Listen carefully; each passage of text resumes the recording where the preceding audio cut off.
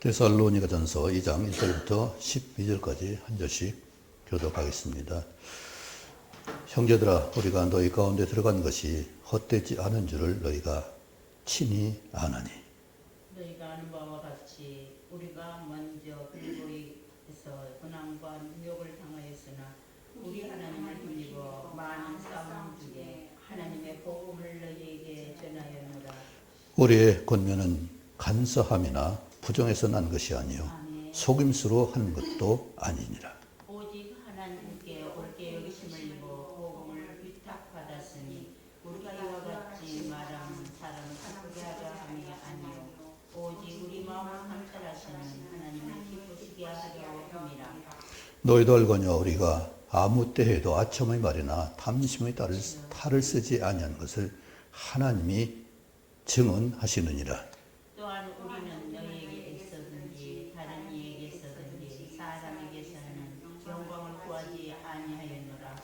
우리는 그리스도의 사도로서 마땅히 권위를 주장할 수 있으나 도리어 너희 가운데서 유순한 자가 되어 유모가 자기 자녀를 기른 것 같이 하였으니 우리가 이같이 너희를 사모하여 하나님의 복음뿐 아니라 우리의 목숨까지도 너희에게 주기를 기뻐하면 너희가 우리의 사랑하는 자 됨이라.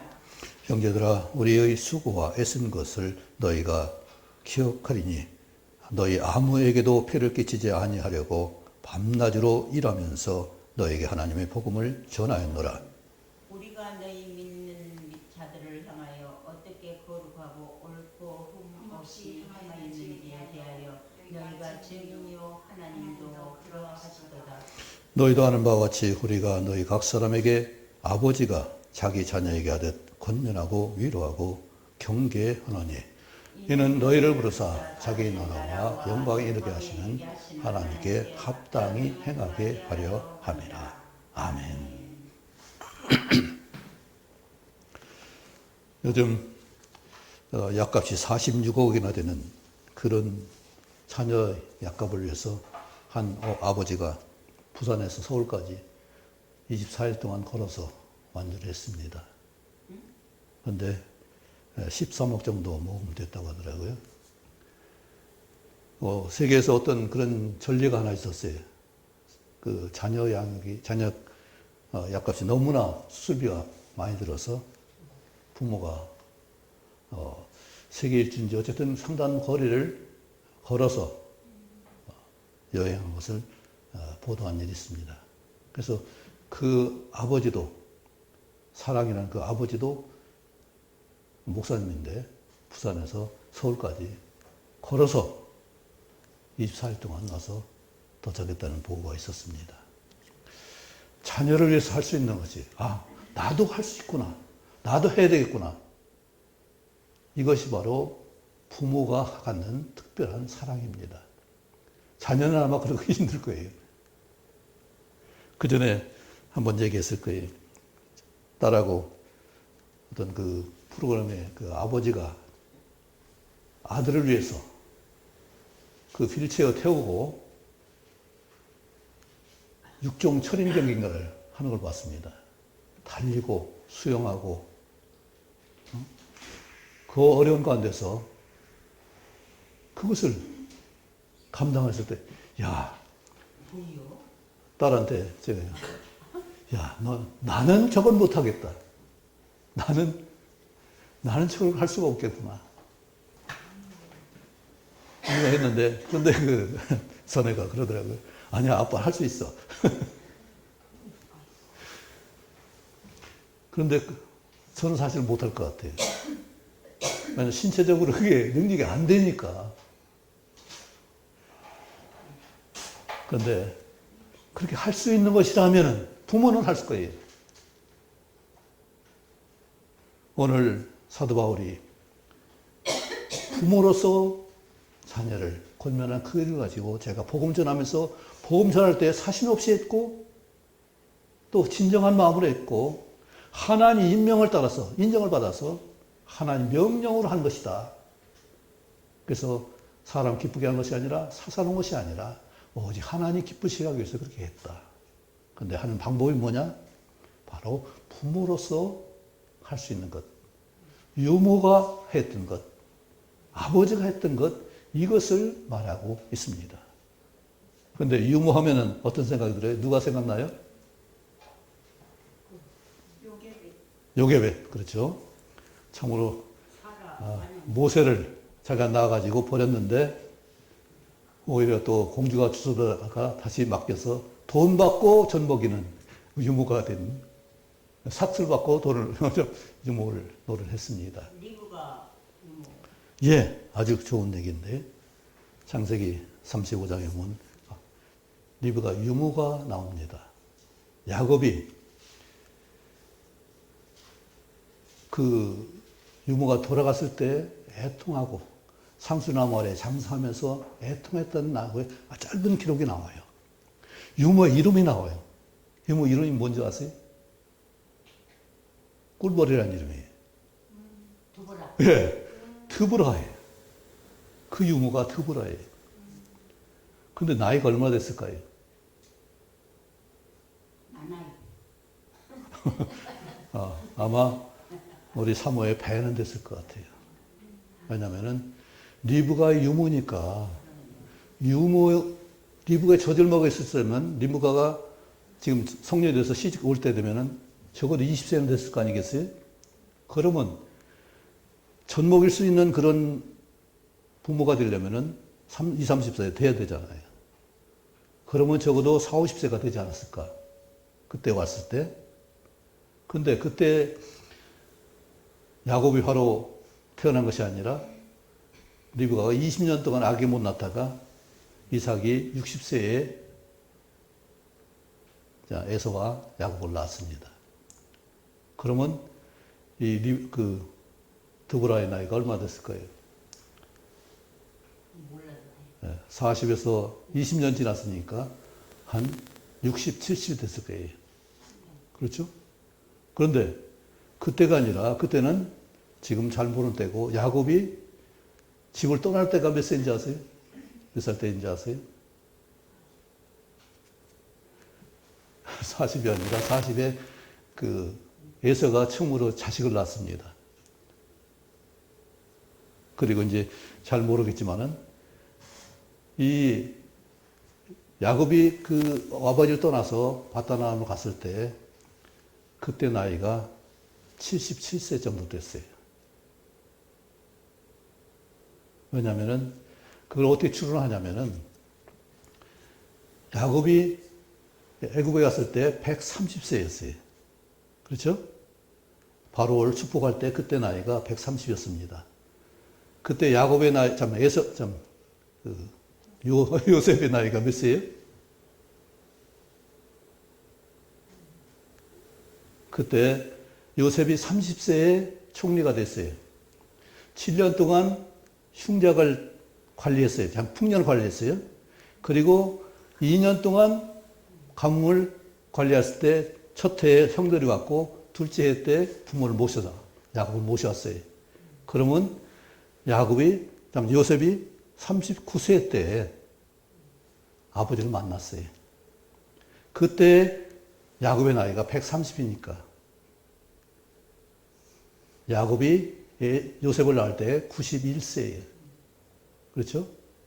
그리고 91세인데 그가 91세 때 바다나람에서 14년 봉사를 마쳤어요.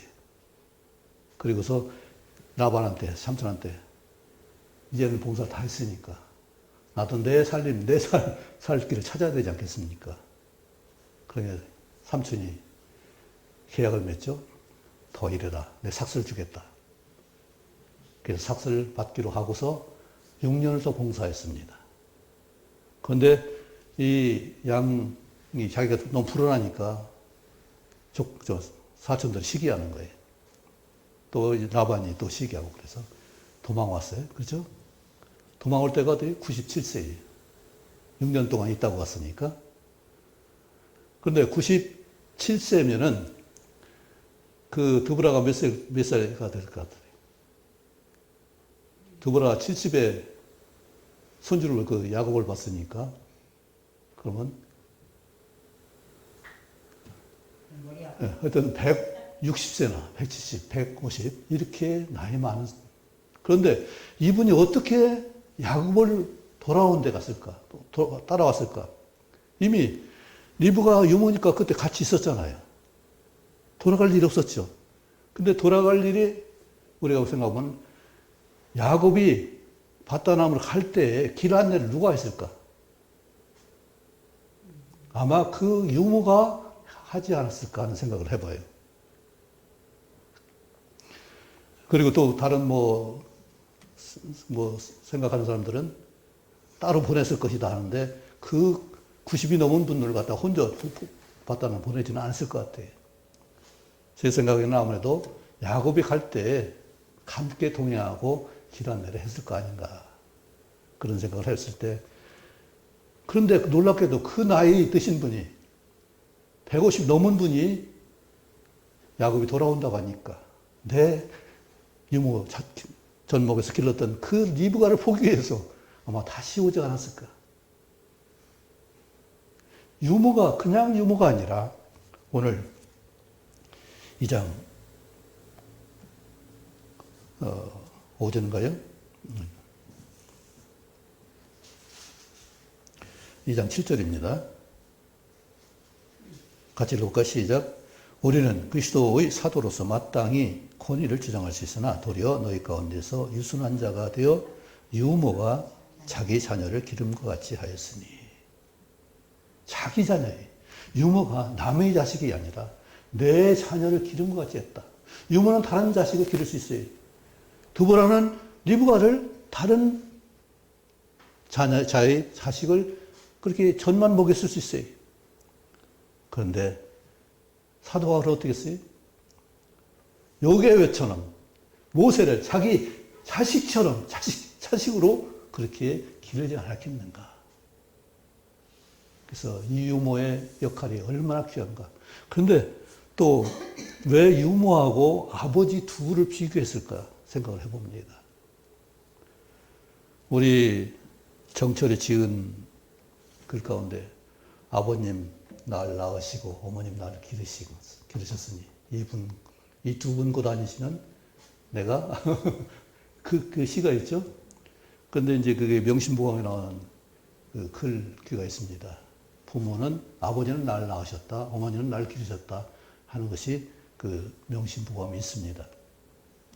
근데 우리 언뜻 생각할 때 아버지가 날 낳으셨다고 이해가 돼야 안 돼요? 예? 시죠. 예. 그리고 사실 어머니는 몸을 기르는 역할을 합니다. 태에서부터.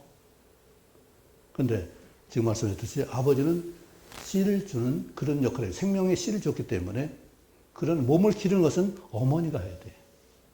그만큼 어머니는 몸을 기르는 일에 아주 유연하게 잘 할 수 있는 그 특성을 가지고, 여성의 특성이 있어요. 남성도 그렇게 못해요. 오늘 오다 보니까 어떤 젊은 여성이 품에 뭘 품고 있는데 나는 아이인 줄 알았더니 개를 품고 있더라. 개를 건널목에 기다리고 있더라고요. 품는 것이 얼마나 부드러운가. 개도 좋아하고 고양이도 좋아하고 품는 걸 다 좋아해요. 동물들도 그 품는 걸 좋아하더라고요. 그 스킨십 하는 거 굉장히 좋아해요. 특별히 여성들은 그 특별한 은사가 있는 것 같아요. 그만한 능력이 있는 것인데, 그러기 위해서 하나님이 아이를, 양육을, 몸을 기르는 일을 어머니에게 맡겨준 게 아닌가, 그런 생각을 해봅니다.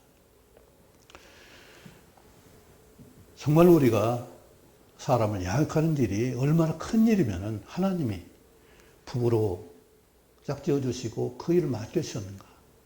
물론 그를 통해서 생육과 번성하는 일이 일어났지만은 그 일에 적당하게 아주 지으시고 합당하게 그 일을 맡기신 것이 바로 어머니의 양육과 아버지의 훈육인 것을 생각해 볼 수 있을 것입니다. 야곱이 그 어머니의 유모를 장사하면서, 그것도 어디냐면은 베델로 갔다가 돌아오면서 상수나무에 장사하면서 알론 바굿이라고 했습니다. 상수나무에서의 눈물, 울음, 곡을 말하고 있어요. 그만큼 유모인데 유모 대접을 끝나는 것이 아니라 아주 훌륭하게 그것을 칭송하고 있다는 사실이에요. 그런데 여성들의 어머니 이름도 별로 많이 안 나오는데 이 유모의 이름까지 나와가지고 알론 바굿이라 했다는 것은 그 역할이 얼마나 컸는지를 볼 수가 있어요. 우리는 자긍심을 가질 수 있기 원합니다. 어머니로서의 자긍심은 무엇보다도 큰 거예요. 왜 어머니 아버지를 우리 강조하겠어요? 사도 바울이 자녀를 낳지 않았음에도 불구하고 나는 어머니로서 나는 아버지로서 너희를 양육했다. 이것을 말하고 있습니다. 앞에 있는 내가 사심 없이 하나의 인정을 받아서 하나님의 사랑으로도 했던 것은 내가 내 영광을 위한 것이 아니었다는 사실을 분명히 밝힌 것은 우리의 부모가 자녀를 양할 때 사심이 없이 사랑을 하는 것과 똑같은 얘기잖아요. 오래 클 수 있는 것은 이래야 클 수가 있어요. 욕심이 들어가면 절대 클 수가 없습니다. 사람이 어떤 일을 할 때 욕심을 하면 사람이 작아져요. 우리 옛날 사람들은 군자와 소인을 비교를 했습니다. 공자가 하는 얘기 있고 뭐 여기서 공자 얘기할 것은 아니지만 세상 사람도 군자와 소인을 말하고 있습니다. 군자는 뭐냐면 어려운 가운데 천연하게 그걸 감당할 수 있는 사람이 군자고 소인은 어려움을 참지 못하고 딴짓을 하는 것이 소인이라는 얘기예요. 우리는 굉장히 어려움을 힘들어합니다. 그런데 사도 바울은 어떻게 했어요?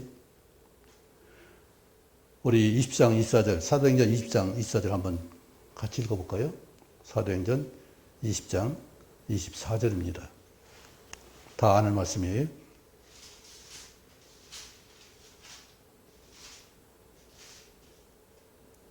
같이 읽어요. 시작. 내가 달려갈 길과 즉 예수께 받은 사명 곧 하나님의 은혜의 복음을 증언하는 일을 마치려 하면은 나의 생명조차도 조금도 귀한 것으로 여기지 아니하노라. 생명보다 귀한 것이 생명을 건지는 일이고 생명을 양육하는 일이기 때문에 그는 그같이 할 수 있었죠. 그가 하나님 믿기 전에 생명을 어떻게 여겼어요? 가치 없게 여겼어요. 그래서 그리스도를 믿는 자들, 예수님을 믿는 자들을 어떻게 했어요? 그를 잡아다가 고기 가뒀고 그 예수님을 모욕하는 그 일을 시켰어요. 그 생명을 가치 없게 여겼어요. 그런데 자신이 주님을 만나고 나서 180 바뀐 것이 뭐예요? 생명을 귀하게 여기는 거예요. 나 아닌 다른 사람은 생명 가치 없게 여겼는데 사도 바울이 내 생명이 귀한 것처럼 저 사람의 생명도 귀하다는 것을 봤기 때문에 하나님이 우리 에스겔 공부하면서 그랬죠. 죽을 죄인이라도 하나님이 그를 죽기를 바라지 않는다고 분명히 말씀했습니다. 그리고 에스겔 성전을 보이시면서, 환상의 성전을 보이시면서 그곳에 누가 계시다고요? 우리는 거기 떡상이나 진설병, 등잔 때나 어떤 분향단이나 지성소에 언약궤 이것을 흠모하고 그것을 보기를 원하는데 거기는 에스겔 성전에는 그게 없잖아요. 물두멍도 없어. 씻는 것, 손 씻는 물두멍도 없어요. 그런데 거기에 누가 계시? 계시록 에스겔 마지막 보면 48장 보면 여호와 삼마라고 말씀합니다. 하나님이 거기 계시다는 얘기. 성령도 거기가 계십니다. 우리 천국 시민으로서 하늘나라에 갈 때 하늘에 누가 계세요? 성전이 있는 것이 아니라 하나님이 예수님이 거기 계시다. 거기 계시는 거 우리도 가서 볼 수 없던 하나님 볼 수가 있고 같이 함께 사는 이 소망을 우리에게 주셨잖아요. 약속을 주셨잖아요. 우리는 부활의 소망이 있고 천국에 갈 수 있는 소망이 있는 거잖아요. 우리 생명이 그처럼 귀한 변화를 이룰 수 있는데 사도 바울이 예수 믿기 전에는 예수님 제3의 은혜를 알기 전에는 그 귀한 걸 몰랐어요. 그저 믿지 않으면 벌 받아야 죽어야 되고, 심지어는 믿지 않는 사람들을 지옥의 땔감이라고 해요. 지금도 전쟁이 이렇게 없었어요. 얼마나 참혹한 일이에요. 정말 끔찍한 일이잖아요. 포탄이 나올 걸 돌을 떨고 있는 그 아이들. 또 다쳐서 힘들고 그 아이들. 그런데 전쟁을 아무렇지도 않게 지금 그걸 쏘아대고 있어요. 하나님 보실 때 생명을 저렇게 여기는 것을 그냥 보시겠냐고요. 얼마나 귀한 생명인데 사도 바울은 어떤 생명이든지 그 생명을 구원하기 위해서 내 생명은 조금도 귀한 것을 여기지 않는다. 그만큼 자신은 생명에 수고를 할 것을 다짐했고 자녀 낳는 것보다 생명 구원하는 일을 더 급하게 여겼기 때문에 그는 결혼도 하지 않고 그 일을 전적으로 할 수 있었던 것이고 오늘 이와 같이 데살로니가 교회에는 이 같은 권면을 할 수가 있었던 거죠. 우리는 내 소유가 중요한 것이 아니라 생명을 얻는 일, 생명을 낳고 양육하는 일, 번성케 하는 일, 그 일이 더 귀하다는 것을 말씀하고 있습니다. 이 일을 위해서 우리는 부르심받았고 건진받았고 구원받았고 구원을 위해서 복음 전하는 일을 해야 되고 양육하는 일을 해야 되는 걸 말하고 있죠. 실제로 양육하는 것을 참 잘 양육하면 그게 얼마나 큰 보람이에요. 그게 잘 안 돼서 그렇지. 육신을 잘 건강하게 잘 길러서 그가 할 수 있는 참 능력 있는 자가 되어서 부모를 봉양하고 나라에 봉사하고 사회에 놀라운 일을 할 수 있다면 얼마나 보람이 되겠어요. 우리 그렇게 할 수 있기를 원합니다. 그런데 어머니의 몸을 기르는 일뿐만 아니라 아버지의 일을 또한 우리 분명히 하고 있습니다.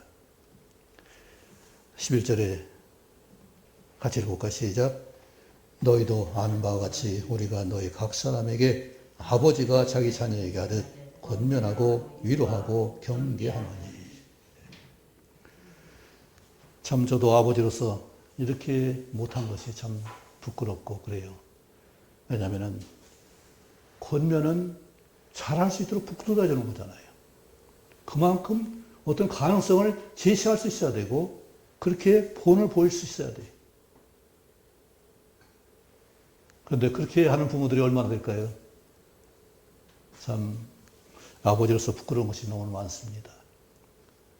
뿐만 아니라 이렇게 권면해서 좋은 길을 보여주고 그래도 우리가 완전하지 않잖아요.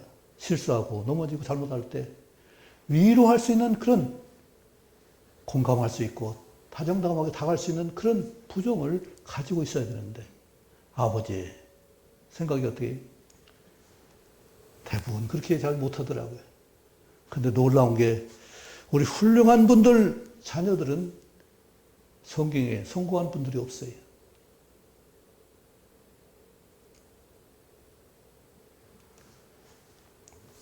왕과 다윗도 자식 그렇게 잘 못 길렀어요.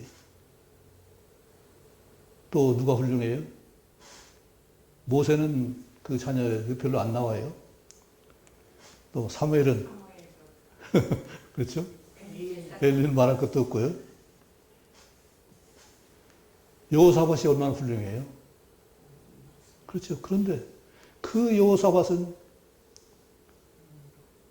요람 그 못된 자기 아들 6이나 죽인 자기 형제를 죽이는 그런 못된 그 자기는 아끼는 자 없이 상대가 배가 터져서 죽는 이런 끔찍한 일을 당하는 걸 볼 수가 있죠. 요시아도 마찬가지예요. 요시아도 자식을 넷을 낳았는데 참 볼만한 자식이 하나도 없어요. 왜 그런지 참 우리가 이해하기 어렵지만 아마 세상에 견주어서 아삽이 탄식했던 것처럼 왜 저들은 잘 되는데 우리는 고생하고 힘들게 사느냐. 이것이 아마 뼈에 사무쳤는지 모르겠어요. 근데 놀랍게도 못된 왕들은 또 훌륭한 마음을 낳더라고요. 우리가 엄한 것은 훈육이 반드시 잘 돼야 되는 것을 말하고 있어요. 그래서 어떤 사람이 그런 얘기를 했습니다. 질서가 있어야 된다. 우리는 지금 누가 낫느냐, 누가 잘하느냐가 그거 따지는데 성경은 질서를 말하고 있다. 질서가 제대로 되지 않으면 그 아이들은 나중에 세상에서 정말로 페르나가 되고 질서를 어지럽히는 자가 된다. 이걸 말하고 있습니다. 가정에서 질서가 안 잡히면 이게 바로 자기가 어른인 줄 알고 자기가 잘하면 큰 사람들인 줄 알고 질서를 무시하게 돼. 성경에서는 절대로 질서를 어길 수 없습니다. 우리 잘 아는 속담에도 나이 많은 동생이 없다고 했어요. 그렇죠? 나이 많은 사람은 형이지 동생이 될 수가 없어요. 원리가. 간단한 거지만 이처럼 우리는 질서를 알 수 있어야 되고 성경에도 셋머리 앞에 일어서라고 했어요. 공경할 줄 알아야 돼. 질서를 알아야 돼. 가정 질서, 사회 질서를 알아야 그 사회는 제대로 돌아갈 수 있습니다. 성경이 그걸 말하고 있어요.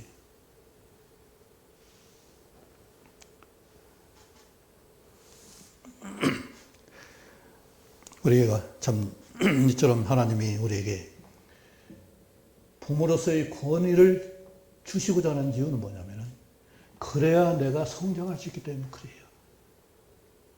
우리 받기만 하는 사람들, 그렇죠? 성장 못 합니다. 늘 대접만 받는 사람은 오히려 교만해져요. 목사라서 그 인격이 잘 되는 게 아니에요. 습관화되면 문제가 돼요. 그래서 예수님 뭐라고 했어요?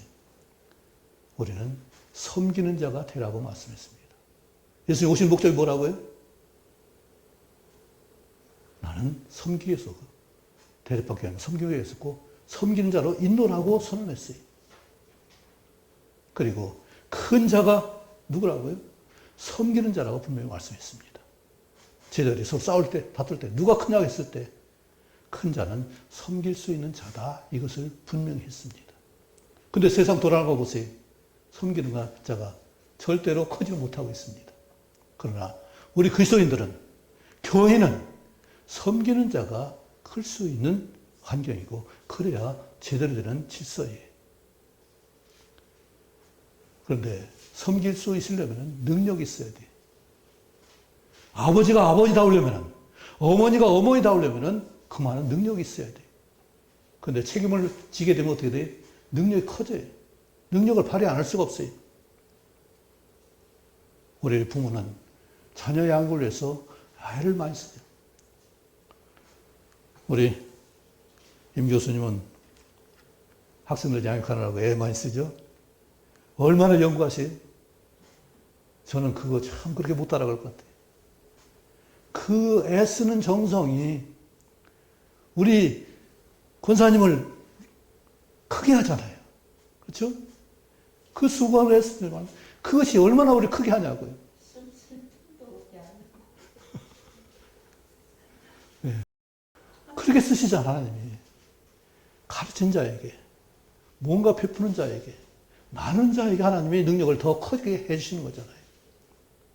이것이 바로 하나님이 우리에게 맡기신 가르치는 부모의 역할을 주신 거예요. 전도의 역할을 양육할 수 있는 그 일을 주신 거예요. 그래서 그 일을 위해서 많은 싸움 중에 환난 가운데 들어가서 생명을 구원하고 그를 양육하는 일을 사도 바울이 그처럼 자기 목숨을 귀한 걸 여기지 않고 그렇게 했던 것을 볼 수 있습니다. 왜요? 그 가치가 너무 크니까. 그것이 너무 크니까.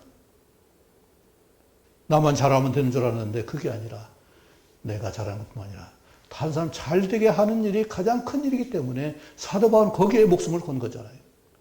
하나님이 거기에 분명한 뜻을 보여준 거잖아요. 하나님이 땅에 왔다는 것. 사도가는 상상도 못했을 거예요. 사울이 하나님 믿기 전에는 상상이나 했겠어요? 어떻게 하나님이 땅에 와? 하나님 징벌하시고 책망하시고 심판하신 분이신데 그분이 어떻게 와? 상상도 못했을 거예요. 그래서 자기는 심판관 노릇한다고 사람 잡아다가 모욕하게는 그 일을 했던 거잖아요. 그런데 사람이 살 수 없다는 생각을 했는 그에게 사신 주님이 그에게 나타나서 사울아 사울아 왜 나를 핍박하느냐 했을 때 그 생각이 어떻게 되겠어요?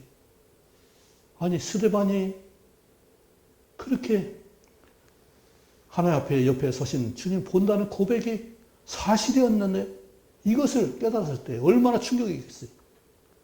스데반을 죽게 내가 더 가편 두 표를 던졌는데 스데반을 죽인 내가 나에게 주님이 오셨다는 사실은 놀라운 감동이잖아요. 나는 살인받아도 죄인의 개수로서 나는 죽어도 마땅한데 그에게 그런 나에게 주님이 나오셨다는 것은 얼마나 큰 놀라움이 사도 바울은 그것을 알기 때문에 자기가 모욕하게 한 자기 옥에 가던 사람들 그 대신해서 어떤 환경이든지 1차, 2차, 3차 로마에까지 가서 복음을 전했던 걸 볼 수가 있습니다. 생명을 조금 더 귀하게 여기겠다는 그 고백은 그냥 하는 말이 아니라 그 가치가 너무나 귀하기 때문에 그 같은 일을 한 거잖아요. 우리 유모로서 부모로서의 권위만 있는 것이 아니라 능력도 갖춰야 된다는 걸 말씀하고 있습니다. 우리 교학 상장이라는 말이 있습니다. 가르칠 교하고 배울 학자고 가르치는 자 배운 자나 서로 상자 잘할 장자 어른 장자 가르치고 배우는 것은 가르치기 위해서 공부하고 연구해야 되니까 잘할 수밖에 없잖아요. 배운 자는 배우니까 잘하는 것이고 가르치는 준비하니까 잘하고 가장 훌륭한 모본이 에스라 학사입니다. 그래서 에스라 7장 10절에 에스라는 어떻게 했어요? 성경을 연구하고 준행하고 가르치기로 결심했다고 했어요. 가르치기 위해서 연구하고 준행가 아니었어요? 내 삶도 중요하지만 내 삶을 잘 관리해서 그런 능력이 될 뿐만 아니라 가르치기 위해서 그 연구하고 준행했던 수고를 할 수 있었던 거잖아요. 그 필요한 사람들은 그렇게 자기를 키울 수밖에 없습니다. 자녀 양육하는 자는 부모는 자기 능력을 키우지 않을 수가 없어요. 아까 얘기했듯이 아버지가 자기는 46억이라는 그 약값을 내가 상상이 안 되잖아요. 네, 아주 희귀병이기 때문에 안 된다, 이게. 그런데, 그래도 누가 엄청난 그 기부금을 받은 그 선례가 있어서, 나도 한번 해봐야겠다. 그래서 부산에서 서울까지 24일 동안 걸어서 그래 와서 사랑이 자기 딸을 만난 그 보도가 있었습니다. 내가 할 수 있다면 그렇게 하는 거잖아요. 할 수 있다면 할 수 있는 일을 위해서 수고하는 거잖아요. 오늘 부모로서 권면과 위로와 경계를 할 수 있는 이런 부모가 된다면 얼마나 아름답겠어요. 우리는 권면도 잘할 수 있고 위로도 잘할 수 있을지 모르겠어요. 그런데 경계는 못해요. 경계를 잘 못해요. 책망하는 일을 잘 못하고 책망 받는 일도 못 받아요. 이게 약점이에요. 우리는 어린아이가 책망을 해도 나는 책망을 받을 수 있어야 되고 누가 책망해도 받을 수 있어야 되고 누구라도 책망할 수 있는 그런 권위가 있어야 돼요. 욥이 고난을 받았습니다. 나는 아무것도 잘못한 것이 없는데 하나님께 대들었어요. 그렇죠? 하나님도 욥처럼 순전한 사람이 있냐? 이렇게 칭찬할 만큼 대단했습니다. 그런데 마지막에 욥에게 요구합니다. 네가 교만한 자를 꺾어서 책망할 수 있냐? 겸손하게 할 수 있냐? 악을 길들여서 순하게 할 수 있겠냐? 그렇다면 내가 너는 구원을 받을 수 있을 자라고 하겠다. 인정하겠다 했습니다. 경계를 할 수 있는, 책망을 할 수 있는 이런 능력자가 되시길 바랍니다. 그렇다면 욥이 하지 못했던 그 일을 하는 사람이 되고 하는 칭찬받는 사람이 될 것입니다. 오늘 사도 바울이 아버지로서 경계를 할 수 있는, 책망을 할 수 있는, 앞으로 이렇게 될 경우가 이거 안 된다, 미리 예비할 수 있도록 도와주는 이런 정말로 명철한 부모로서의 역할을 감당할 수 있는 우리가 되기를 원합니다. 그 일을 위해서 기도하시기 바랍니다. 우리는 아무래도 해도 볼 수 있는 안목이 짧아요. 전체를 볼 수가 없어요. 부분에 칠 수밖에 없어요. 그런데 하나님께 도우심을 받으면, 전체를 보시는 하나님께서 알려주시면 하나님 도움받은 우리는 그렇게 할 수 있을 줄 믿습니다.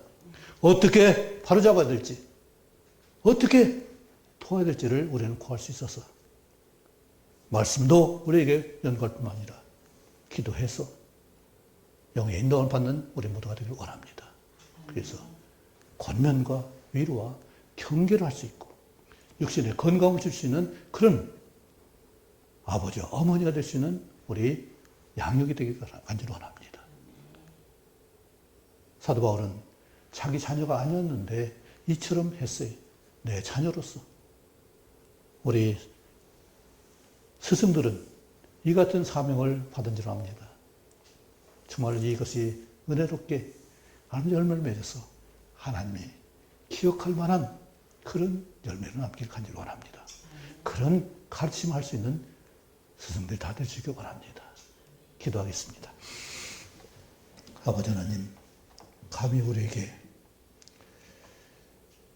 유모로서, 아버지로서 이처럼 양육하고 권면하고 위로하고 경계할 수 있는 삶을 살라고 지금 말씀하셨습니다.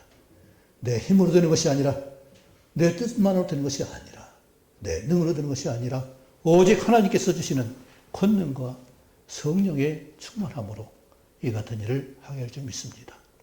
사도 바울의 능에서가 아니라 하나님께 구해서 하나님 인정을 받아서 그같이 엄청난 일을 감당했던 것처럼 우리도 하나님의 인정을 받고 하나님 뜻을 따라서 하나님 기쁨을 위해서 아버지 수고할 수 있고 애쓸 수 있게 하시며 양육의 은혜를 이룰 수 있도록 도우시고 우리 교회에 진정으로 교제의 풍성함이 있게 하시며 아버지 함께하는 삶을 나눌 수 있는 귀한 터전이 될 수 있도록 인도해 주옵소서. 우리 가정을 살려주시고 진정을 하나 되게 하시며 섬김의 귀한 능력을 발휘할 수 있는 우리 모두 되게 도와주옵소서. 예수님 이름으로 기도하옵나이다. 아멘.